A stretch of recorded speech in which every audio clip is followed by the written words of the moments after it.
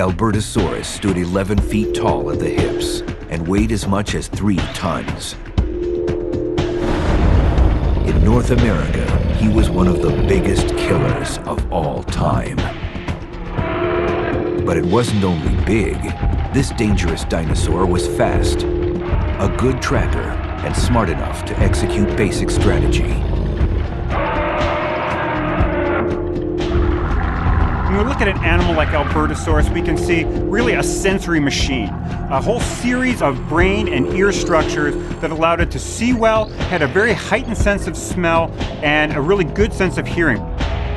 It's a bipedal carnivore. It was very fast. It had, relative to size, also comparing with T-Rex, its arms appeared larger. They're almost the size of T-Rex arms in terms of length, but it's a much smaller individual. So you can kind of get the idea that their arms were perhaps more important to them, or at least looked a little bit larger in comparison. And when it ate, it had a mouthful of banana-sized teeth, designed to slice through meat and crush bone. Its teeth are gigantic. They are thick from side to side. They're not cutting teeth by any means. These are pulverizing teeth. These could pierce through flesh, they could shatter bone, and they're anchored by extremely deep roots. The tooth of a dinosaur gives us a pretty good indication of its diet.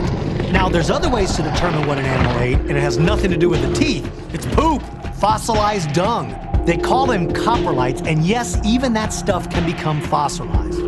By slicing it very thin and looking at it under magnification, we can actually see the remains of what the dinosaur ate. So by looking at the teeth and then looking at the dung, we get a picture of what was happening in between.